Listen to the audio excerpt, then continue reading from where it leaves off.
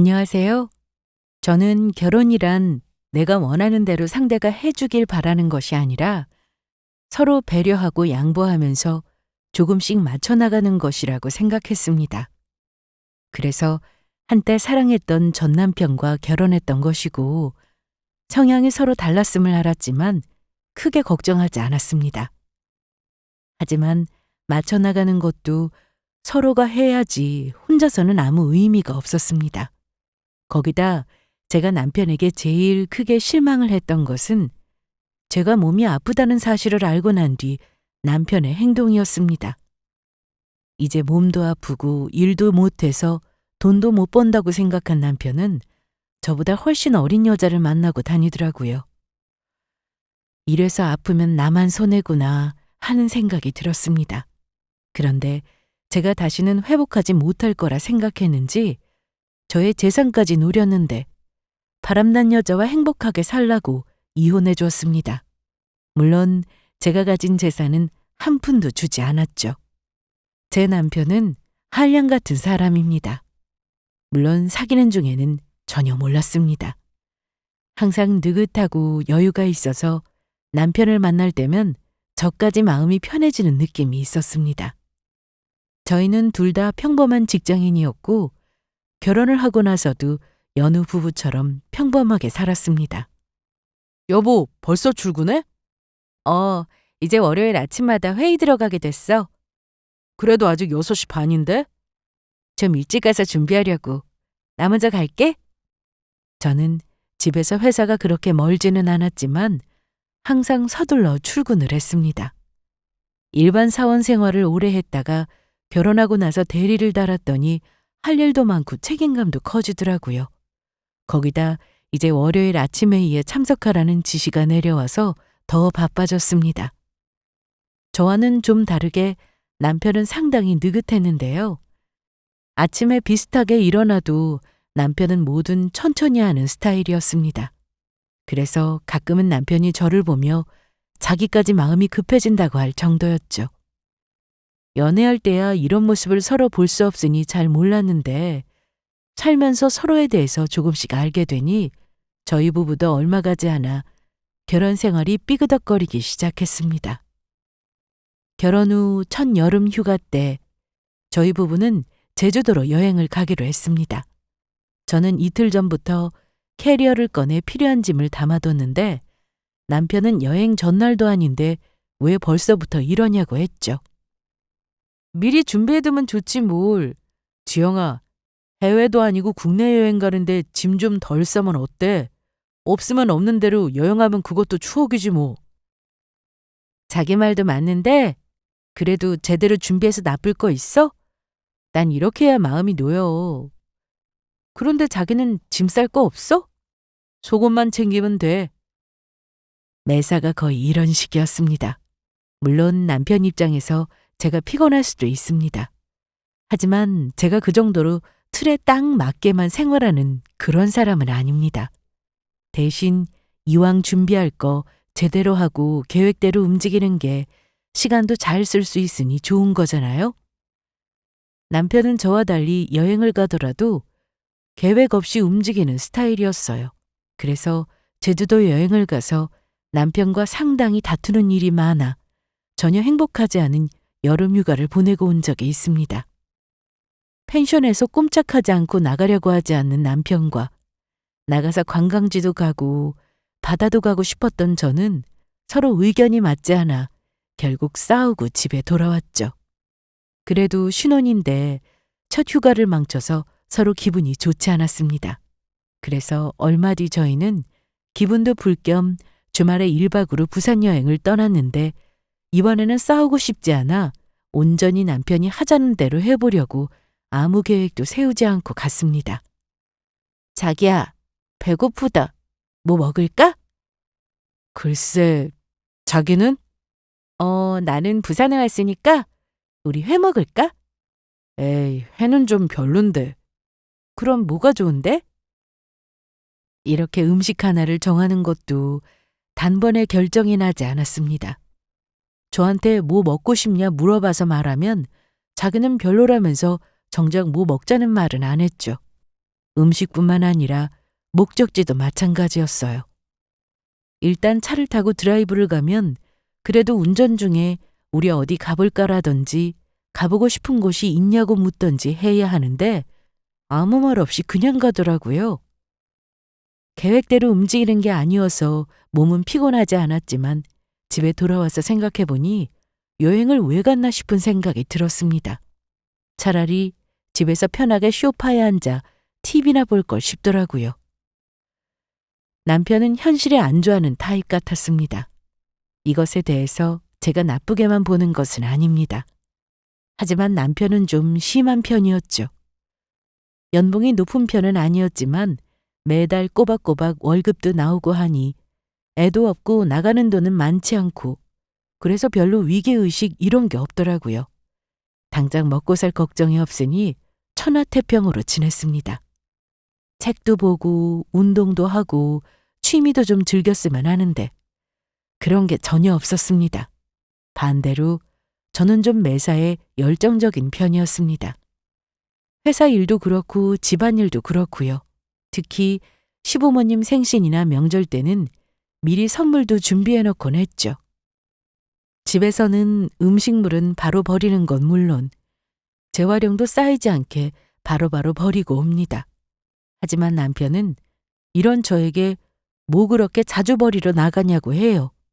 좀 뒀다가 양 많아지면 그때 한 번에 버리고 오면 되지 하면서요. 그래도 신혼이라 그런지 살면서 조금씩 맞춰가야겠다는 생각이 강했고 제가 여러 번 말하면 마지못해 하긴 했으나 그래도 남편이 말을 들었습니다. 하지만 저는 너무 큰 착각을 하고 결혼을 했더라고요. 사람은 쉽게 바뀌지 않는데 말이죠. 결혼 후 1년이 지난 어느 날 남편이 핸드폰을 자주 들여다보길래 뭘 보나 싶어 물어봤는데 주식을 한다고 한 적이 있었습니다. 주식? 자기도 주식해? 요즘 주식 안 하는 사람이 어디 있어. 전혀 몰랐네. 그래서 돈 좀 벌었어? 아니, 다 날렸어. 뭐? 얼마나? 3천만 원. 3천이 적어? 아무렇지 않게 말하네? 저는 기껏해야 몇백 정도로만 하는 거라 생각했습니다. 그런데 3천이라는 큰 돈을 주식에 넣었다는 것도 놀랄 일인데 그 돈을 다 날렸다고 하니 좀 어이가 없었어요. 그런데 자기야, 그 큰 돈은 어디서 났어? 빌렸지. 그럼 주식하려고 대출을 받았단 말이야? 아니, 엄마한테 빌린 거야. 안 갚아도 되니까 자긴 신경 쓰지 마. 어머님한테 빌린 돈이라도 갚아야지. 그게 왜 안 갚아도 되는 돈인데. 어차피 나중에 다 내 돈 될 건데 뭘 갚아. 아이, 주식도 재미없다. 그만해야지. 남편의 논리는 좀 이상했습니다. 어머님한테 빌린 돈은 안 갚아도 되는 돈이라니요. 아직 시부모님이 정정하게 다 살아계신데 벌써부터 재산이 자기 것이라고 생각하고 돈을 쉽게 받아다 쓰는 남편을 보며 점점 저도 생각이 달라지기 시작했습니다. 이런 남편을 보며 저는 아이는 최대한 늦게 갖고 싶었습니다. 아니, 자신이 없었어요. 저는 나중에 더 좋은 집으로 이사 가려고 적금도 붓고 있고 회사에서 승진도 생각하며 열심히 일하는데 남편은 그런 면이 전혀 없었어요. 매사가 그냥 되는 대로 사는 사람이었죠. 친구들을 만나 물어보면 다들 그럽니다. 남자들이 원래 그렇다면서요. 원래 남자들은 하나부터 열까지 다 알려줘야 한다며 오히려 매사에 참견하는 남편보다 낫지 않냐 이러네요. 그래서 저는 최대한 남편의 좋은 점만 보려고 노력했습니다. 제가 원래 남편을 좋아했던 점도 여유롭고 근심 걱정 없는 그런 모습 때문이었으니까요. 그래도 처음에는 남편은 하긴 했습니다. 설거지도 하고 쓰레기도 버리고 가끔 밥도 하는 날도 있었고요. 빨래 좀 개달라고 하면 TV 보면서 하는데 속도가 느려도 너무 느리지만 시키는 건 하니 그래 이렇게 살면 되겠다 싶었습니다. 서로 100% 완벽하게 맞는 부부가 세상에 어디 있을까 생각하며 그래도 서로 아프지 않고 서로 곁에서 행복한 순간도 있으니 모든 것에 감사하자 싶었어요. 저는 회사에서 대리로 연차가 어느 정도 쌓이니 과장 승진에 대한 기회가 주어졌습니다. 직원 수가 많아 횟수만 채웠다고 무조건 승진할 수 있는 건 아니었거든요. 그래서 성과도 중요했고 근태도 아주 중요했습니다. 그러다 보니 하루하루 열심히 살 수밖에 없었습니다. 여보, 퇴근 늦어? 오늘 야근해야 돼. 늦겠네. 그럼 나 친구들 만나서 술 한잔하고 들어간다. 너무 많이 마시지 말고. 저는 한참 회사 일로 바빴습니다. 해외에서 바이어가 찾아오면 건네줄 서류도 만들어야 했고 발표 준비도 해야 했죠. 몇몇 직원과 회사에서 야근 후 저녁까지 먹고 들어갈 때가 많았는데 남편은 어차피 회사에서 저녁까지 먹고 들어오기 때문에 이게 문제가 되질 않았습니다. 다만 제가 늦게 들어온다고 남편도 집에 늦게 들어왔어요. 대부분이 술이었죠. 뭐 친구들 만나든 회사에서 회식을 하든 남편도 약속이 있는 거니까 뭐라고 하는 건 아니지만 일 때문도 아니고 툭하면 새벽 1, 2시 이렇게 들어오니까 좋게 보일 일은 없었습니다. 거기다 회사 일로 바쁜데 이사 갈 집 알아보는 것도 전혀 하지 않고 이사 업체 비교도 제가 다 해야 했습니다. 저와는 달리 세상 맘 편하게 하는 남편한테 답답하다는 생각이 자주 들기 시작했습니다. 서로 다른 이유로 바쁘게 살다 보니 저희 부부는 대화하는 시간이 점점 줄었고 급기야 주말에도 남편이 나가면서 얼굴 보기도 힘들어졌습니다. 제가 회사 일로 바쁘기 전에도 남편은 친구들을 자주 만났는데 그래서 12시 전에는 집에 오던 남편이 이제는 새벽에 들어오는 게 너무 당연해졌습니다. 술 냄새. 좀 마셨어. 왜 아직도 안 자고 있었어? 기다렸지. 나를? 그래, 얼른 씻어. 알았어. 거기 눕지 말고 화장실로 가라고. 옷에 음식물도 다 묻었잖아. 알았다고. 남편은 계속 알았다고만 하고는 거실 바닥에 누워 일어나질 않길래 그냥 둘까 하다가 양말이라도 벗겨주자 싶어 발에 손을 대려는데 하지마. 뭐? 손대지 말라고. 난 너가 싫어. 갑자기 남편이 제가 싫다고 했습니다. 그냥 술주정은 아닌 것 같아 대꾸 없이 계속 듣기만 했어요. 나는 너처럼 뭐든 열심히 하는 열정적으로 사는 그런 거 너무 싫어. 왜 인생을 그렇게 피곤하게 살아? 그냥 물 흐르는 대로 살면 안 되는 거야? 쓰레기 저거 좀 밀리면 어떠냐? 음식물 안 버려서 냄새 좀 나면 어떤데? 너가 뭐라고 해? 아니잖아. 그리고 너 승진 그거 하면 뭐가 좋냐? 그렇게 과장 소리가 듣고 싶어? 그냥 나처럼 되는 대로 살아. 남편은 저렇게 말을 하고는 바로 바닥에 다시 누워서 잠이 들었습니다. 저는 이날 생각이 참 많아졌습니다. 남편 말처럼 되는 대로 사는 것도 나쁘지 않죠. 그렇게 살아도 봤고요. 남편과 싸우기 싫어서 제가 맞춰보려고 남편이 싫어하는 건 안 하고 산 적도 있었습니다. 집안일 같은 경우 재활용을 모을 대로 모아서 베란다에 쌓아뒀는데 남편한테 버리러 가자고 하니 더 모아도 된다고 하면서 갈 생각을 안 하더라고요. 음식물은 하루만 지나도 벌레 꼬이고 냄새나서 바로 버려야 했는데 이것도 남편이 그냥 두면 자기가 버린다기에 그러라고 해서 지켜봤는데 끝까지 안 버렸습니다. 어디 이것뿐인가요? 제가 양가 부모님 생신 안 챙기면 남편도 안 챙겨요. 모든 일은 닥치면 다 하게 되어 있다고 하면서 일이 코앞에 닥쳐도 세워라 내어라 하는 사람이 바로 제 남편입니다. 이러니 제가 더 바쁘게 살 수밖에 없었습니다. 저는 그렇게 산 덕에 남편과는 사이가 멀어졌으나 회사에서는 드디어 과장으로 승진을 했습니다. 너무 행복했어요. 무엇보다 연봉이 대리와 차이도 많이 났고 회사에서의 대우도 확실히 달랐습니다. 그런데 열심히 한 그 기쁨도 잠시 몸에 이상이 생기면서 병원에 가야 할 일이 생겼습니다.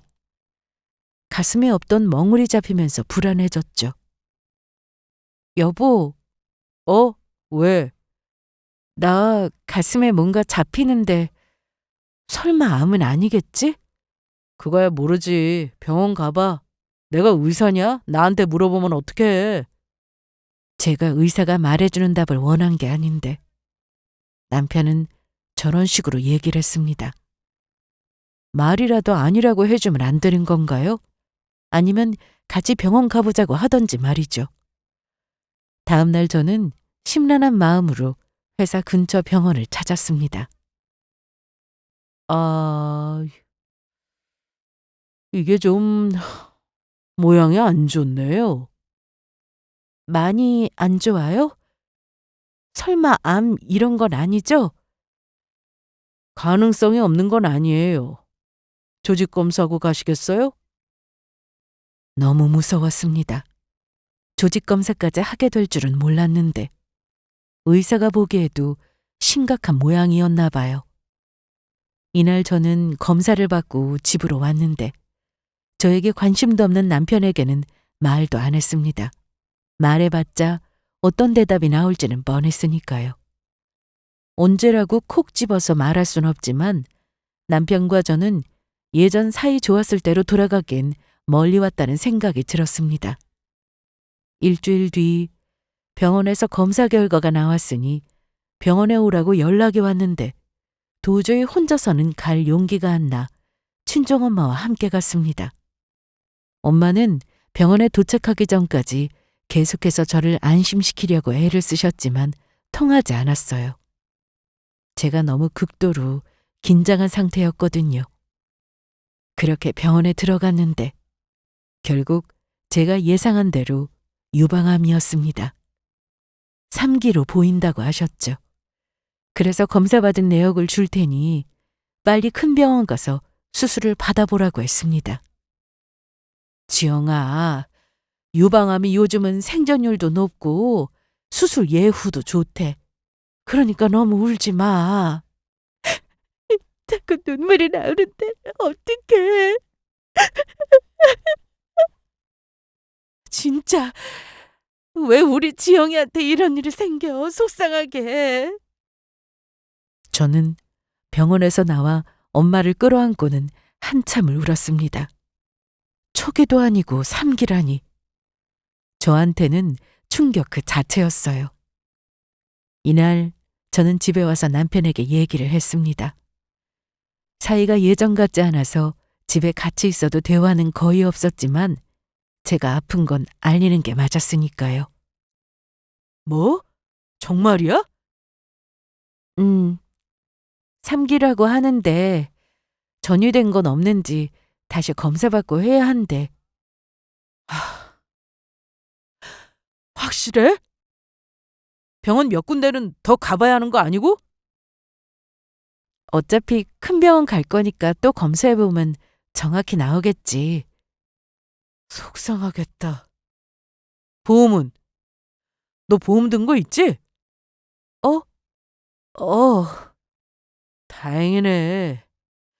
보험에서 돈 나올 거 아니야? 아니, 자기는 지금 돈이 문제야?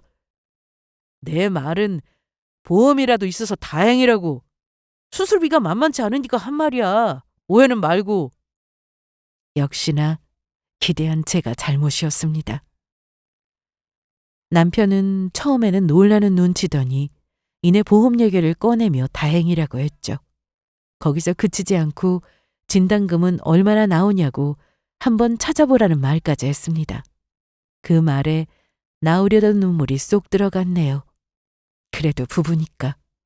이럴 땐 남편한테 좀 기대서 의지도 좀 하고 같이 병원도 가고 그러고 싶었는데 남편은 그럴 생각이 전혀 없어 보였습니다. 제가 아프건 말건 관심 자체가 없더라고요.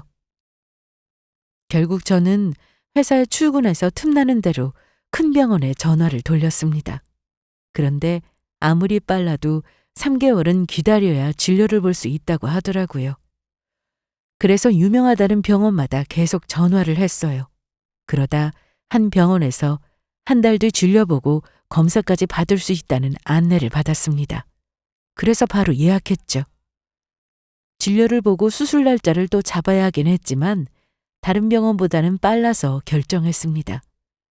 병원까지 예약하고 나니 그래도 조급했던 마음이 조금은 가라앉았습니다. 그런데 남편은 제가 아프다고 말한 뒤부터 집에 잘 안 들어왔습니다. 이유는 집에 아픈 와이프가 있어서 그게 보기 싫고 짜증난다는 이유였죠. 당신 요즘 어디서 자고 오는 거야? 어디서 자든. 그런 말이 어디 있어? 너 같으면 집에 들어오고 싶냐? 아픈 사람 있는데? 무슨 말을 그렇게 해? 내가 아프고 싶어서 아픈 거야? 아이 몰라 시끄러워. 제가 먼저 말을 걸지 않으면 남편은 그 어떤 말도 저에게 하지 않았고 제가 말을 걸면 저런 식으로 짜증을 냈습니다. 이쯤 되니 저도 이런 남자랑은 더 이상 같이 살고 싶지 않다는 생각을 했는데요. 좀 수상했습니다. 친구들 만나 술 한잔하면서 늦게 들어오는 거야 항상 있던 일이라 이해하고 넘어가는데 외박은 달랐죠. 처음에는 친구네 집에서 잤다고 해서 그런 줄 알았지만 제가 아는 남편 친구들은 거의 다 가정이 있는데 하루 이틀도 아니고 허구한 날 재워준다는 게 이상했어요. 남편에게 누군가 있다는 생각이 강하게 들자 결국 뒤를 밟게 되었습니다. 그동안 바쁘게 일하며 살면서 연차도 못 쓰고 쌓여 있었는데 잘 됐다 싶었어요. 퇴근 시간에 맞춰 남편 회사 근처로 갔고 길 건너 차를 주차시켜 놓고는 한참을 기다렸습니다. 그런데 남편이 회사 정문을 빠져나오는 모습을 확인했고 천천히 뒤를 쫓아갔는데 집이 아닌 다른 방향으로 가더라고요. 그리고 계속 따라가 보니 목적지는 한 식당이었습니다. 급하게 차에서 내려 식당 안으로 들어간 남편은 1시간이 넘어서야 나왔습니다. 그런데 들어갈 땐 혼자였지만 나올 때는 둘이었어요. 남편의 옆에는 어떤 젊은 여자가 있었습니다. 혹시나 밖에서 보일까 몸을 웅크리고 쳐다봤는데 딱 봐도 보통 사이는 아니었네요. 그리고 그 다음으로 두 사람이 간 곳은 어떤 오피스텔이었습니다. 제 추측으로는 상간녀의 집이 아닐까 싶었죠. 쫓아 들어가고 싶었는데 동호수도 모르고 섣불리 행동하지 말라는 친구의 말에 그러지 못했습니다. 남편이 식당에 들어가 한참을 나오지 않자 답답한 마음에 친구한테 전화를 걸었거든요. 야, 그래서 너 지금 식당 앞에서 기다리고 있는 거야? 주차장에서. 아, 그럼 누구랑 나오는지 일단 기다려봐. 그리고 절대 기분대로 행동하면 안 돼. 정말 여자랑 나오면 그땐 어떻게 해야 해? 사진 찍어야지. 뭘 어떻게 해. 바보같이 달려들어서 머리끄댕이 잡고 그런 폭행죄로 몰릴 수 있다고. 아무리 남편과 사이가 안 좋고 이혼 생각까지 했다지만 눈으로 이 모든 것을 지켜보니 충격이 정말 컸습니다. 그렇게 느긋하고 아무 곳에도 관심 없던 사람이라 바람을 필 거라고는 전혀 생각도 못했는데 밖에서 이러고 다녔다는 사실에 너무 화가 났네요. 승진해서 연봉 높이려고 애쓰며 산 건 제 개인적인 욕심도 있었지만 결국에는 남편과 더 여유 있는 생활을 하기 위해서였습니다. 남편이 집에 가져오는 돈은 정해져 있고 그 돈을 다 쓰게 하는 것도 아니었거든요. 고정지출은 저와 남편이 반씩 부담했는데 양가 생신이나 명절날 들어가는 돈에 대해서는 남편이 관심이 없으니 항상 제 몫이었습니다. 그렇다고 부모님께 얼마 드렸으니 그 돈을 달라고 할 수도 없고 그냥 제 선에서 알아서 했어요. 그러다 보니 남편보다 제 월급에서 나가는 돈이 더 많았죠. 와이프는 아파서 이러고 있는데 남편이라는 사람은 저리 신나게 바람을 피우고 다니니 뭘 위해 여태 그렇게 열심히 살았나 싶었습니다. 남편이 다른 여자를 만나는 모습까지 확인하고 온 저는 많이 힘들었어요. 어떤 분은 왜 그 자리에서 그 여자 머리채라도 잡지 않았느냐고 하실 테지만 저도 다 생각이 있었습니다. 그렇게 해버리면 유부남인 줄 몰랐다고 하면 그뿐이고 오히려 제가 가해자가 될 수 있거든요. 식당에 들어간 남편을 기다리는 동안 인터넷으로 이것저것 많이 알아봤는데 절대로 확실한 증거를 찾기 전에는 남편에게 아는 척도 말라고 했으니 온몸이 부들부들 떨려도 참고 집으로 돌아온 겁니다. 친구의 신신당부도 있었고요. 대신 사진과 영상은 정말 많이 찍어두었습니다. 두 사람이 갈 때까지 갔으니 또 외박하겠구나 하고는 먼저 자려고 했는데 남편이 새벽 1시쯤 되어서 집에 들어왔습니다. 저는 자는 척 누워 있었고 남편은 안방에 제가 있는 걸 보더니 작은 방으로 가서 잠을 청했습니다. 저는 그렇게 한 20분 누워 있다가 조용히 일어나 차키를 가지고 남편 차로 갔습니다. 종일 상간녀를 태우고 다녔으니 영상도 너무 명확히 찍혀 있었고 두 사람의 대화 음성도 확보할 수 있었습니다. 이혼을 하긴 할 거지만 생각할수록 열이 받더라고요. 아무리 사이가 안 좋아도 그렇지. 와이프가 아파서 이러고 있는데 다른 여자를 만나고 다닌다는 게 사람이냐고요. 다시 집에 돌아온 저는 작은 방으로 가서 자고 있던 남편을 때려주고 싶었지만 꾹 참았습니다. 대신 옆에 놓여있던 핸드폰을 가지고 나와 한참을 들여다봤습니다. 서로 문자로 어찌나 사랑을 속삭였는지 멜로 영화가 따로 없었습니다. 대단하더라고요. 그리고 한 가지 더 알게 된 사실은 이 상간녀는 남편과 전부터 알던 남편 회사 거래처 여직원이었고 바람을 피우기 시작한 시점은 제가 아프기 전이었습니다. 저와 사이가 확 틀어지기 전에도 다른 여자를 만나고 다녔던 겁니다. 그날 이후 뒤질 만한 곳은 다 뒤져서 증거를 찾았습니다. 아픈 것도 억울한데 이혼하면 남편은 저 여자랑 행복할 게 뻔했고 그렇게 두고 싶지는 않았어요. 처음 동네 병원에서 암 진단을 받고 난 후 집에 와서 혼자 엉엉 울었는데 그래봤자 알아주는 사람은 없었습니다. 부모님 빼고요. 저보다 더 가슴 아파하셨죠. 남편의 어이없는 행동에 여태 같이 산 세월이 그저 허망하기만 했는데요.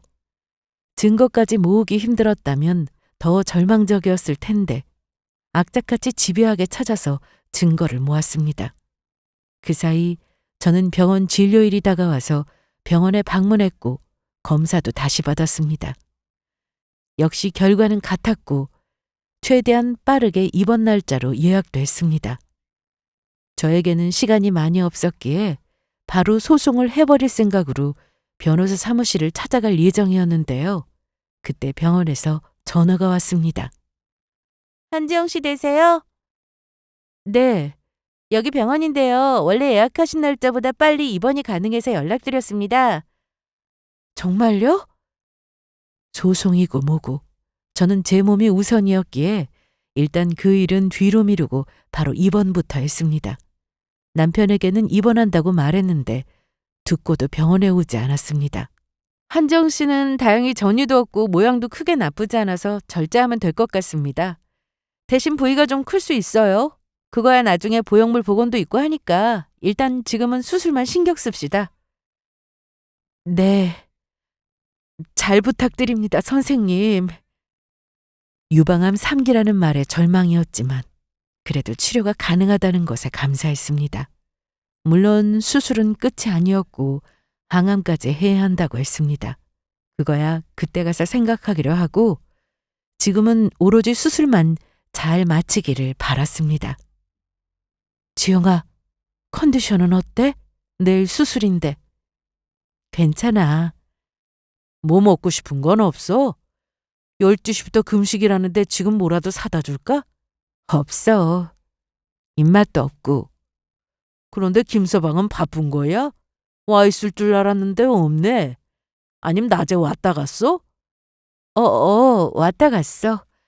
아빠도 이제 가야지. 그래요. 당신도 얼른 들어가요. 내일 술수 끝나고 전화할게요. 알았어. 주영아, 내일 수술 잘 받고 아빠 또 올게. 부모님이 계시니 든든했습니다. 엄마에게는 남편에 대해서 대충 말씀드려서 알고 계셨는데 아빠는 전혀 모르고 계셨어요. 분명 가만히 계시지 않을 거라는 걸 잘 알기 때문이었죠. 당장이라도 집에 가셔서 한바탕 소란이 일어날 것 같았는데 제가 병원에 있으니 그럼 안 되겠다 싶어서 일단은 말씀드리지 않았습니다. 다음 날 저는 오전에 수술실로 들어갔어요. 잠들만 하면 간호사가 찾아와 주사를 놓고 가고 알러지 반응한다며 또 무슨 주사를 놓고 그렇게 통 잠을 못 잤더니 수술실에서 아주 깊게 잔 것 같았습니다. 깨어보니 병실이었는데 너무 졸려서 정신을 차리기 힘들었어요. 주무시면 안 돼요. 입으로 숨 내뱉으세요. 너무 졸려요. 안 돼요. 계속 호흡하셔서 마취가스 빼내야 하니까 보호자님이 못 자게 하시고 좀 도와주세요. 알겠습니다. 지영아, 이렇게 해봐. 후 해봐.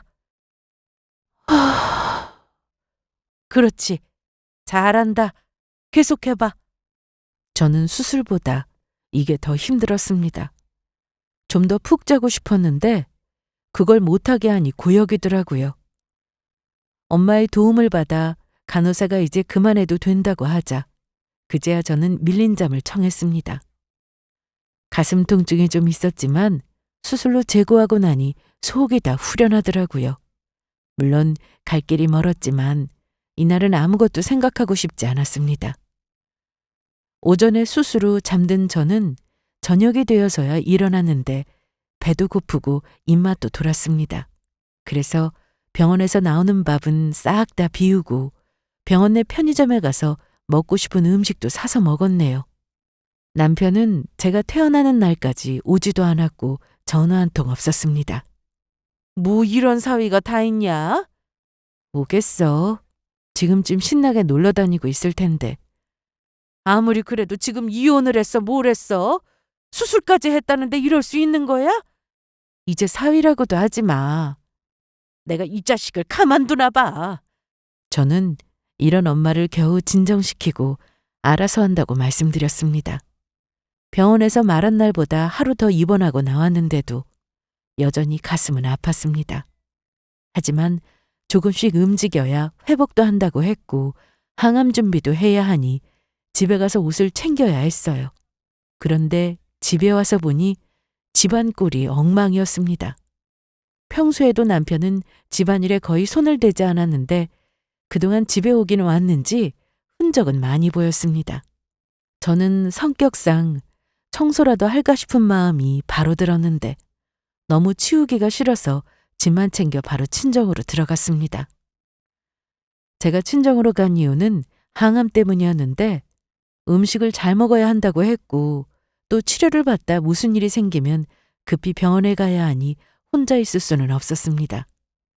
이혼만 안 했지 남이나 마찬가지인 남편과 같이 있어봤자 도움될 게 없어서 엄마의 도움을 받기로 한 겁니다.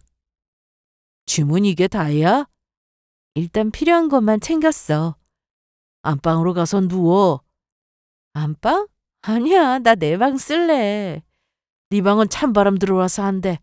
엄마가 안방 쓸고 닫고 다 해놨어. 얼른 누우라니까. 저는 친정에 간 첫날부터 부모님의 대접을 받았습니다. 가만히 누워서 엄마가 해주시는 음식을 먹고 필요한 게 있으면 아빠가 밤늦게라도 나가서 사다 주셨고요. 이런 게 바로 가족이고 사랑이구나 다시 한번 느꼈네요. 그렇게 친정에서 한 달 동안 생활을 하며 많이 회복하고 건강을 되찾았습니다. 무기력하고 온몸에 힘이 없어 나가도 별 의욕이 없었는데 부모님 덕분에 기운을 많이 차렸습니다. 그리고 드디어 첫 항암을 위해 다시 입원을 했습니다. 검사도 하고 기고 삽입 시술도 해야 했고 그렇게 입원 후 셋째 날에 항암이 시작되었어요. 생각보다 긴 시간이라 옆에 있던 엄마가 더 힘들어 보이셨어요. 저야 맞으면서도 자도 됐지만 엄마는 제 몸 상태를 계속 체크하셔야 했기에 앉아서 내내 저를 지켜보셨죠. 항암은 1차로 끝이 아니라 한참이 남았는데 이 힘든 걸 어떻게 견디나 싶은 생각이 들었습니다. 첫 항암을 다 맞고 퇴원해서 친정에 갔는데 예상대로 구토는 물론 예민해져 갔습니다. 그래도 부모님께는 짜증내지 않으려 노력했고 차려주시는 밥도 잘 먹으려고 했습니다. 하지만 밥은 잘 넘어가지 않았어요. 속이 울렁거렸거든요. 더는 못 먹겠어? 엄마 나 화장실 좀. 엄마 어깨 잡고 일어나봐. 그런데 화장실에 갔다가 거울을 보고 깜짝 놀랐습니다. 항암 후 2주 정도 지나고 나서 머리카락이 빠진다고 하더니 저도 빠지더라고요. 예전의 내 모습은 온데간데 없이 사라져서 너무 슬펐습니다. 그래도 예상했던 일이라 받아들였죠. 저는 음식도 잘 못 먹으니 살이 많이 빠졌어요. 볼살이 쏙 들어가고 얼굴색도 안 좋았고요. 이러니 잠깐이라도 산책 가는 게 쉽지 않았습니다. 그런데 생각지도 못했던 사람이 친정으로 찾아왔습니다. 여보, 나왔어. 얼굴이 이게 뭐야? 남편이 먼저 엄마한테 전화를 했다고 했습니다. 가도 되는지 묻더랍니다. 제가 엄마한테는 남편이 바람 피우는 것에 대해서 모른 척 해달라고 해서 그렇게 해주셨는데 남편은 그것도 모르고 태연하게 친정으로 저를 보러 왔죠. 병원에 있을 때 한 번도 병문안 오지 않았던 남편이 이제야 친정으로 찾아온 게 이상했습니다. 요즘 살기 편하구나. 살이 많이 쪘네. 그래? 그냥 똑같지 뭐. 그런데 자기야, 병원에서 뭐래? 가망은 있다고 한 거야? 이 정도일 줄은 몰랐어. 남편은 제가 너무 심각해 보였는지 계속해서 미간을 찌푸리며 병원에서 얼마나 남았냐고 하는지 어이없는 말만 늘어났습니다. 말할 기운도 없던 저는 속으로 너무 기가 막혔지만 어디까지 떠드나 가만히 듣고만 있었네요. 그랬더니 우리 지영이 귀찮게 하지 말고 그만 가게. 네. 장모님. 지영아, 나 내일 또 와도 돼? 뭐 먹고 싶은 건 없고? 내일 또 오게? 왜? 왜라니? 내가 네 남편인데. 그럼 나 오늘은 그만 가볼게. 쉬어. 알았지? 아빠가 계시니 엄마는 더 뭐라고 하지도 못하셨습니다. 아직 아빠는 아무것도 모르고 계셨으니까요. 그리고 남편이 저렇게 나오는 게 뭔가 수상했어요. 저한테 관심 없던 사람이었는데 갑자기 왜 저러나 싶더라고요. 엄마는 더는 못 오게 하라고 하셨지만 저는 왜 저러는지 알아야겠어서 엄마에게 부탁을 했습니다. 그냥 지켜보자고요. 다음 날 남편이 말한 대로 친정에 또 찾아왔는데 이번엔 빈손이 아니었습니다. 제가 좋아하는 과일인 바나나를 들고 왔더라고요. 지영아, 이거 먹어. 너 좋아했잖아. 혼자 이 한 송이 다 먹을 정도로. 그래. 거기 놔. 모자는 왜 썼어? 혹시 머리카락 다 빠진 거야? 어, 미안하다. 내가 진작에 관심 갖고 잘했어야 했는데. 그런데 너 이렇게 가버리면 난 어쩌냐? 남편은 계속해서 제가 어떻게 될 것처럼 말했습니다. 좀 우스웠어요. 저는 치료받고 있고 항암 때문에 힘든 건데 저러는 남편이 너무 바보 같았습니다. 저한테 정말 관심이 있어서 저러는 거라면 병원에 전화해서 남편이라고 말하고 상태가 어떤지 알아볼 수도 있었을 텐데 그 정도의 관심은 아니었던 거죠. 한마디로 남편의 목적은 다른 곳에 있었던 겁니다. 저는 이걸 일주일 만에 알았어요. 남편이 대놓고 저에게 말했거든요. 일주일 내내 친정으로 저를 보러 온 남편은 매일같이 걱정해주듯 말하곤 했는데 저는 그렇게 와닿지 않았습니다. 말끝마다 혼자 남겨지면 자기는 어떻게 사냐고 이랬으니까요. 마치 제가 빨리 떠나기라도 바라는 사람처럼 말이죠. 그러면서 한다는 말이 지영아, 내가 집 청소를 하다가 안방 서랍에서 서류 하나를 봤는데 서류? 부동산 서류더라. 너 이름으로 되어 있고. 이제 알겠더라고요. 남편은 집에서 제 물건을 뒤져봤는지 부동산 문서 얘기를 꺼냈습니다. 제가 남편과 결혼하기 전 모아놓은 돈으로 오래전 주택 하나를 사두었는데 바로 그 문서였어요. 처음에는 거주 목적으로 샀는데 오래된 주택이라 싸게 샀어요. 손볼 곳이 많아 그냥 뒀는데 최근 보니 시세가 많이 올랐더라고요. 남편이 그 정도는 알아봤을 겁니다. 지금 가치가 어느 정도인지 말이죠. 너 이 정도로는 안 좋은데. 혹시라도 갑자기 어떻게 되면 그땐 나 혼자 어떡하냐? 그럼 내 재산은 당신한테 가겠네. 그럼 당신 거기 가기 전에 재산은 내 명의로 해둘 거지? 저는 그냥 한번 해본 말인데 남편은 제 말에 저렇게 반응했습니다. 정말 단순하고 너무 바보 같았어요. 바람까지 피운 놈이 재산까지 노리다니 뭐 이런 놈이 다 있나 싶었죠. 거기다 너무 허술해서 찌질이 보이기까지 했습니다. 저는 어디 한번 당해봐라 하는 마음으로 명의 변경하려면 도장 필요하대. 알아. 당연하지. 그럼 네가 원하는 대로 해줄게. 도장 가져와봐. 정말? 진짜로? 그래. 그리고 나 보다시피 몸이 기운도 하나도 없고 힘들어. 알았어. 그럼 얼른 쉬어. 내가 내일 도장 가지고 다시 올게. 내일은 나 좀 쉬고 싶으니까 좀 더 좋아진 다음에 전화하면 그때 와. 그래. 알았어 그럼. 남편은 아쉬운지 입을 실룩거리며 돌아갔습니다. 지영아, 너 대체 어쩌려고 그러는 거야? 이혼할 생각은 있어? 당연하지. 저런 남자랑 어떻게 살아? 나보고 얼마나 남았냐고 이런 질문이나 하는데. 그냥 아빠한테도 다 말하자. 그리고 너 소송인가 뭔가 그것도 하고 변호사한테 맡기면 되는 거 아니야? 맡기면 되지만 그래도 내가 나 몰라라 할 수 있어? 그리고 나한테 관심도 없는 인간인데 조용히 끝내주긴 싫어. 지금 보니까 내 재산 갖고 싶어서 아주 안 달랐던데. 정말 웃기지도 않는다. 바람 피운 것도 기가 막힌데 대체 무슨 생각을 하고 살길래 아픈 너한테 와서 재산 얘기를 꺼내기를. 암튼 엄마, 내가 얼른 기운 차릴 테니까 걱정 마. 그리고 변호사 사무실에 서류는 다 보내놨어. 그래, 알았어. 그런데 난 김서방 얼굴 보기 힘들다. 얼마 안 걸려. 도장은 찍어야지. 설마 너 정말 명의 변경 해줄 생각은 아니지? 당연하지. 저는 남편이 저러는 이유를 알고 난 후 속아주는 척을 했고 도장을 가져오기만을 기다렸습니다.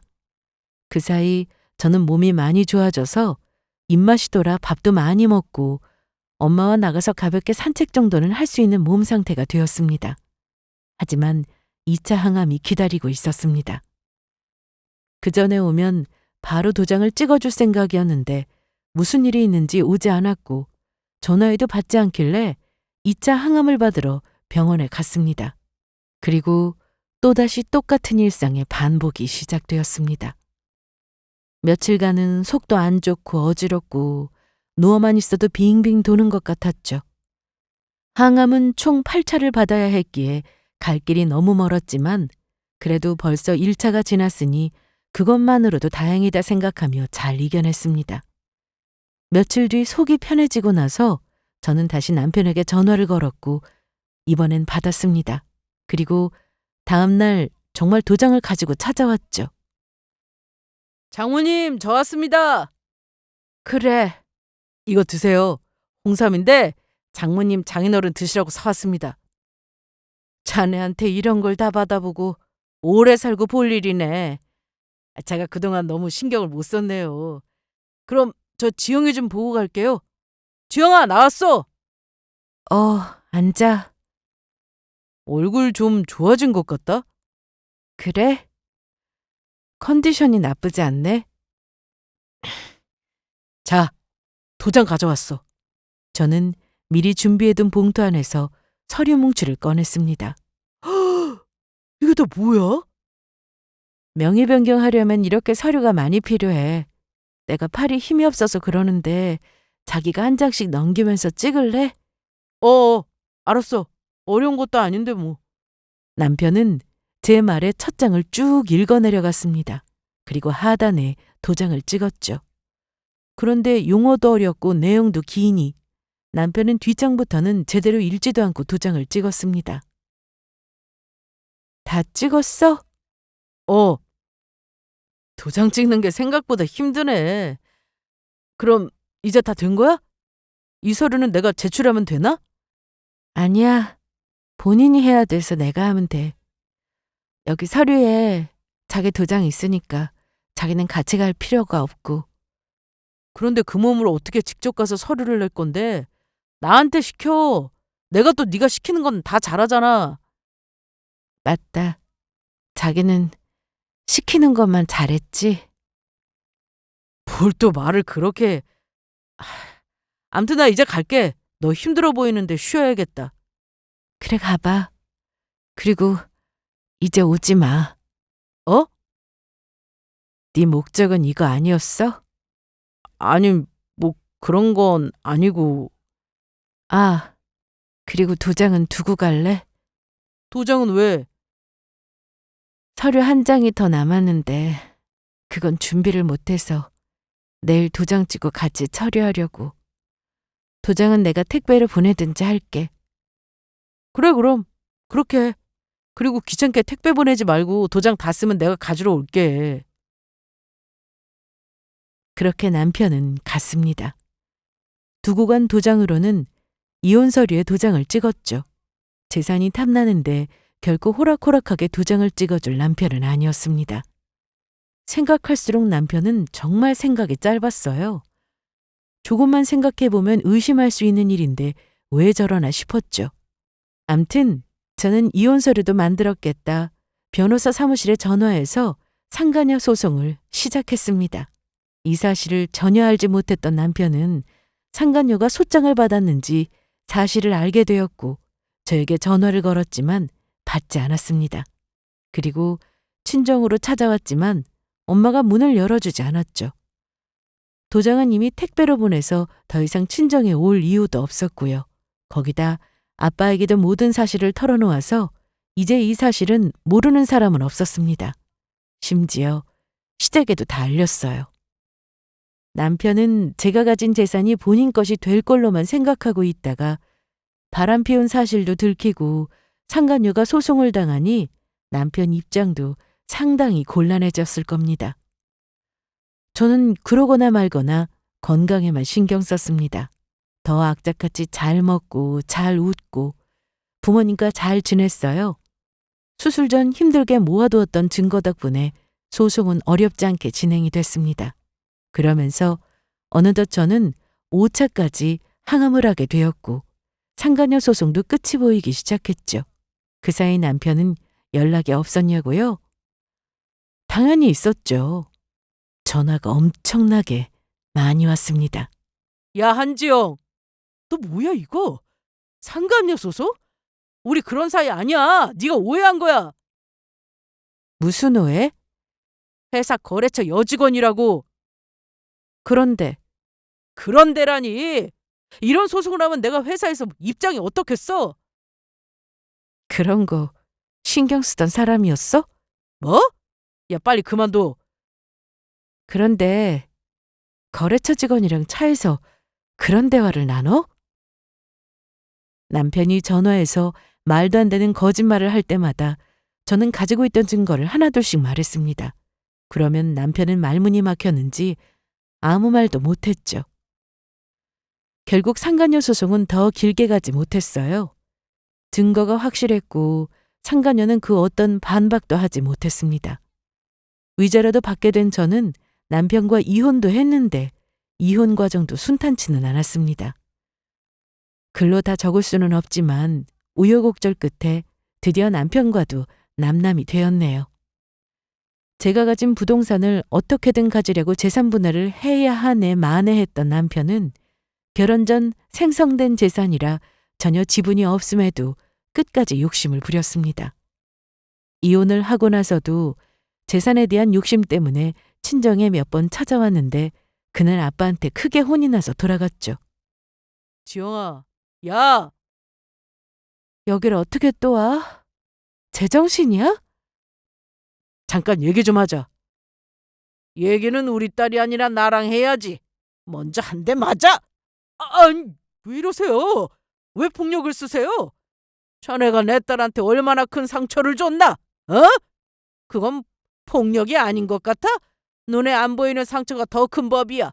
그리고 내 딸이 부동산 살 때 자네가 대체 뭔 기여를 했다고 자꾸 분할 얘기를 하는 거야? 어? 같이 살았다고 재산에 지분이 생기는 게 아니라고? 지영아, 지영아! 장인어른! 저 지영이랑 얘기 좀 할게요. 안 간다 이거지? 여보, 거기 찬물 좀 가져와. 알았어요. 아이씨, 저 나가요. 나간다고요. 그렇게 전 남편이 도망치듯 현관에서 신발을 신고 나가려는데 기어코 아빠는 찬물을 끼얹으셨습니다. 찬물 세례를 받은 전 남편은 차갑다고 난리를 부리면서도 아빠가 무서운지 계단으로 급히 내려갔네요. 저희 친정이 17층인데 내려가느라 힘 좀 들었을 거예요. 저는 그 이후로 남은 항암도 잘 받았고 너무 힘들었지만 나이가 젊어서인지 회복도 잘했습니다. 지금은 머리카락도 자라서 단발이 되었어요. 모자로 가리고 다니느라 힘들었는데 머리카락 한 올 한 올 어찌나 소중한지 관리도 잘해주고 있습니다. 한량 같은 아니 바보 같은 전 남편과의 결혼 생활이 끝나고 제 항암 치료도 끝나고 나니 밀려있던 숙제가 다 끝난 기분입니다. 전 남편은 거래처 직원과 그렇고 그런 사이라고 소문이 퍼지면서 회사도 더는 못 다니게 되었고 상간녀 역시 회사에서 잘려 두 사람이 백수가 되었다고 했습니다. 뻔한 결과죠. 그래서 이혼 후에도 재산 욕심을 버리지 못했던 것 같아요. 저는 투적 검사 때문에 병원에 한 달에 한 번은 꼭 가야 하지만 이제 몸이 많이 회복이 되어서 얼마 전부터 출근도 시작했답니다. 직원들이 반겨주니 기분이 좋으면서도 가장자리를 잘 유지할 수 있으려나 싶은 걱정도 들었습니다. 하지만 저는 언제나 하던 대로 열심히 살 거니까 분명 좋은 결과가 있으리라 믿습니다. 그리고 이혼을 해보니 끝이 아니라 또 다른 시작이더라고요.